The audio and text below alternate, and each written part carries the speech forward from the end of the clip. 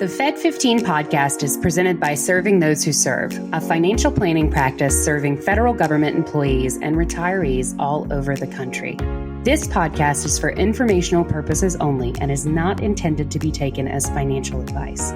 All listeners should consult their personal advisors before taking any action. The opinions expressed by our hosts are their own and do not reflect the views, policies, or position of either Raymond James or Serving Those Who Serve. Securities are offered through Raymond James Financial Services, Inc., member FINRA SIPC. Investment advisory services are offered through Raymond James Financial Services Advisors, Inc. Serving Those Who Serve is not a registered broker-dealer and is independent of Raymond James Financial Services, Inc. Welcome, everyone, to the Fed15 presented by Serving Those Who Serve. Each week, we discuss the latest news and info that Feds need to go in 15 minutes-ish or less. So whether you are a seasoned federal employee or just starting out, you've got you covered. So grab your coffee, your energy drink, your green juice, whatever gets you rolling. Kick back and we'll tell you what you need to know but might have missed. We're your host. I'm Dan Sipe, and I am joined by the unique and unforgettable Katelyn Murray. Hello, hello. I'm tempted. I'm very tempted, Dan, to break out in song into Unforgettable. Oh, very nice. Yeah, Torch song. Yeah. But I'll spare everyone the suffering from that. Spare everybody the amateur karaoke. Fun fact, I used to do professional karaoke. There is such a thing in the Washington, D.C. area. It's very fun. Really? There are costumes involved. It's a whole Interesting. thing. Mm-hmm. So does that mean you compete for prizes? I think that there were like cash prizes involved, but nobody was there for that. We were all there to like one up each other and like, do more and more like production quality, more and more, I guess, sensational karaoke performances. It was really fun. I highly recommend it. If you're a young person in the DC area, or maybe even if you're not a young person and you just want to, have a good time, do some karaoke, it's a fun league. If they're even still operating. I mean, that was a million years ago, so who knows? Okay, folks, that's go to your Google machine and see what you got there. So we have a very interesting show today because we're covering the past and we're covering the future is the best way I can say it. So I know there's people going to be reading this article and ask why we even wrote it and further why we amplifying on the podcast, because we're going to cover the Federal Employee Viewpoint Survey from 2024 and the insights and takeaways because that, just basically became available. I know it feels like a completely different world right now. But I think we need to remember who we are as far as being part of solutions. And we know the federal workforce. We've been working with them for close to 40 years. Administrations come and go, but the desire to serve remains constant. So we're going to talk about that. And then Katelyn will be covering some really strong best practices for your development and your development within your career. So I think we've got an episode. Some of ours are fun. Some of ours I'm grumpy. I think this is one that hopefully is going to get some people thinking. So jumping in on that 2024 survey, it was pretty good. It showed the highest morale, engagement, and leadership trust in over a decade. And it wasn't a blip. 674,000 employees participated out of 2.2 million. That's not a bad sample. So it really did provide a clear snapshot of federal workforce sentiment. And again, I know it feels like that doesn't exist anymore, but understand the driver of that survey were the people themselves and how they were doing their jobs and interfacing their direct supervisors, direct reports. Employee engagement index reached a record 73%. That's who we are. Subcategories like leadership trust and meaningful work also showed steady growth. Supervisory relationships scored 81%. Intrinsic work experience rose to 75%. These are the highest scores since it began in 2010. Okay. And it remarks a significant recovery from the 2022 dip when post-pandemic disruptions were impacting satisfaction. So here's the thing. Hits are going to happen as part of a federal career. The Global Satisfaction Index rose from 64% in 2023 to 65% in 2024. Employees reported stronger connection to agency missions, and greater sense of purpose. So does that change what's taking place in everybody's life right now? No, it doesn't. But this is kind of a Lion King moment. Simba, remember who you are. Because that's where we were a mere 10 months ago. And just as Rome was not built in a day, Rome isn't destroyed in a day either. Okay? So have confidence in the career path that you've chosen. It is noble, it is worthwhile, and it is appreciated. Thank you for your service. And please continue to see yourself as this survey shows you to be. Okay. So Katelyn, let's kick it over to your section. And what do you have there? Because I think it's pretty interesting. Yeah. Yeah, no, I mean, I think that's really good insight, Dan. I think it's important to kind of remember that, all storms pass eventually. Mm-hmm. All storms run out of rain. And, where we are currently is maybe not where we'll be forever, likely not where we'll be forever, in good times and bad. And so one of the things that we really try to emphasize with our clients, and this is in multiple aspects of life, I think it's very applicable in financial planning, very applicable in investment management and the money stuff, but it's also applicable in your life. You want to put yourself in the best position possible, come what may, because unexpected great things are going to happen and unexpected terrible things are going to happen. And that's just kind of how life is, right? So we've got, to that end, we've got an article on the blog this week on federal employee professional development and ways that you can invest in your career and retirement in order to, build your future. So obviously career growth in government is historically about building security, purpose, and keeping your options open both now and in retirement. Professional development is one of the most effective ways that you can choose to invest in yourself, whether you're early in your career or whether you're nearing retirement. Because here's the thing. You might be listening to this and you're saying, Katelyn, I'm 3 years, I'm 4 years, I'm 5 years from retirement. I'm done with professional development. I am not a fresh-faced young person who is trying to, earn my keep and advance up the ladder of government service. I hear you. But by investing in your own professional development, maybe in different ways than you would if you were in your 20s, 30s, 40s, could help you pivot into retirement in a more comfortable way, and in a way that's more engaged. So learning a skill that could allow you to be valuable as a contractor, learning a skill that could allow you to be more valuable, per se, in a private sector part-time gig as you downshift into retirement. We've seen these trends lately that, it is more rare than it used to be for folks to work full-time, pick a retirement date, retire as of that date, and then they never work again, right? All too often, we're seeing folks retire from federal service and then go into public sector service in a part-time or full-time capacity and kind of downshift the stress level of the job. Maybe instead of managing a huge team, you're not managing anybody. You're just, working on your stuff.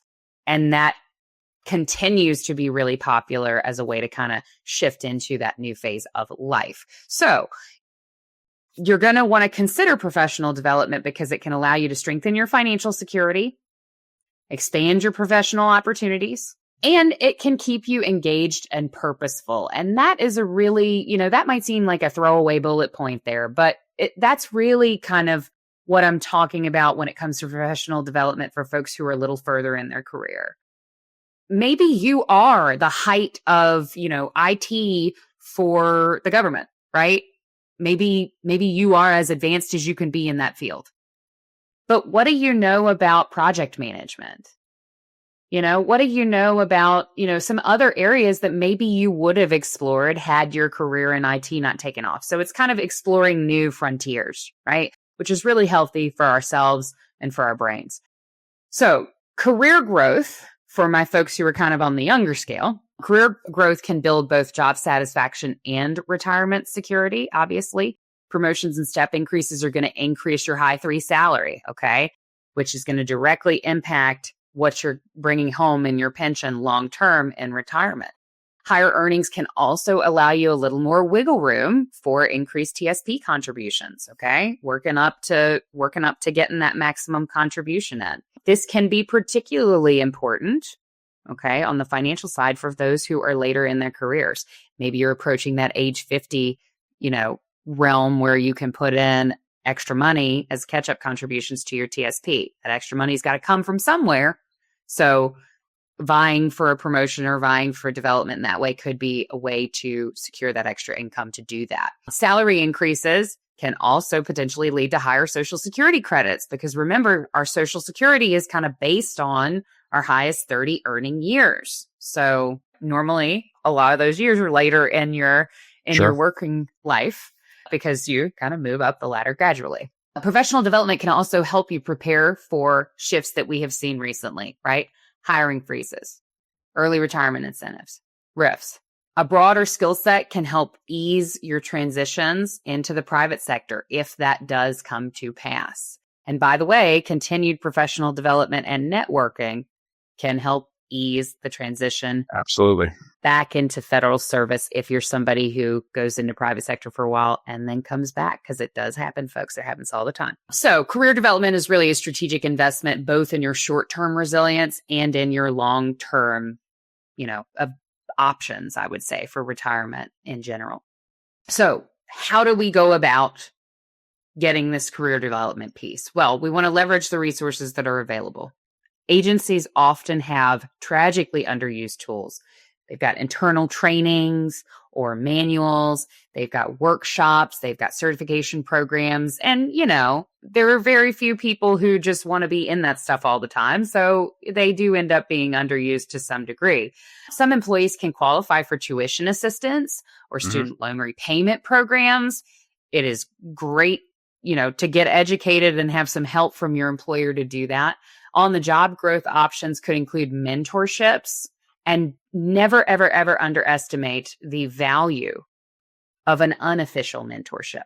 You don't need a mentorship program to get mentored people. Sure. Find the guy who everybody asks questions. You know the guy. He looks a lot like Dan, right? He's got the gray hair. He's been in it for a long time. And anytime anybody gets something crazy weird in your department, they're going to that guy to ask questions. Go to that guy.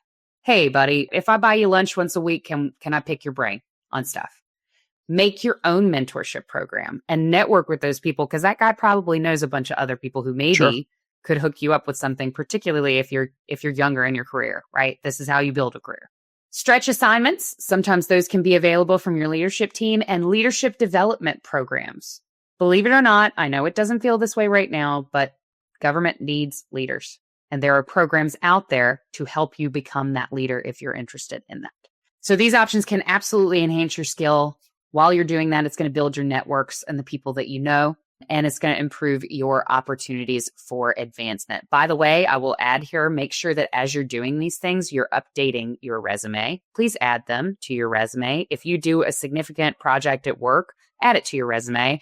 Make sure that you're kind of continually keeping that thing updated, because if you only update it once every 10 years, you're going to forget all the cool stuff that you did that needs to be on there. So continually kind of keep that thing updated. Additional free and low-cost resources that you may want to consult: LinkedIn Learning. There's a ton of classes on things like Excel, project management, and other key workplace skills that are available there. And often that is totally free. I think there's a premium version that does cost some money. And Harvard has online courses that you can take for free on important topics like data analysis, public leadership. That's a huge one for our feds, policy, and also really interesting things like art and music. By the way, don't be afraid to develop yourself in a well-rounded way. Look at some of those humanities things too. It makes you a more interesting person. And look at external resources that can complement what your agency's offering and support your long-term career preparedness. So you do want to make sure that you're kind of looking at things like professional development. This is not a government is terrible, you need to prepare yourself to jump ship. This is a whether you stay or whether you don't. see what you can learn. And 2, I know I mentioned the humanities thing, but coming back to that, sometimes it's nice to study something that's totally unrelated to what you do and give your brain a break. This is why Dan and I are such huge proponents of the arts, because when I'm doing improv comedy, I'm not the financial lady. I get to use my brain in an engaged way that is not necessarily what I'm doing all day in, day out. And I think it makes me a better financial planner and it makes me a better performer. They kind of sync in weird ways. So, absolutely. You could study something that's totally unrelated to what you do for a nice brain break, or, choose some key skills that can advance you on that path if that's more your vibe. And don't forget, since we've been called back to the office, don't forget the commuter university. Mm-hmm. Okay, audiobooks and the right podcasts. You got to be careful. You got to curate your content. There are university level education opportunities out there. I'm a walking, talking, living, breathing example of that, because most of my career was spent driving places. And once I bought into the fact that, hey, I can use this time to learn new things, huge a change.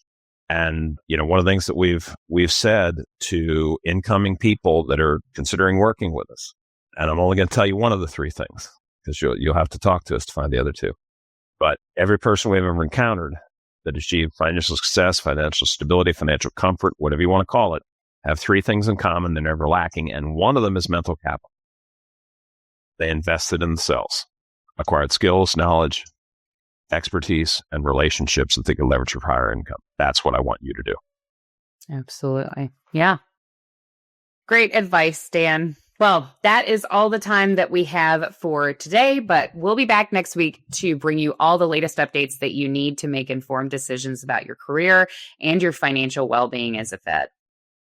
And be sure to subscribe to this podcast on our YouTube channel. You're not doing it, folks. We actually have a big viewership, but only about a third of them y'all have subscribed. So please remember to do that and share it with your friends and colleagues.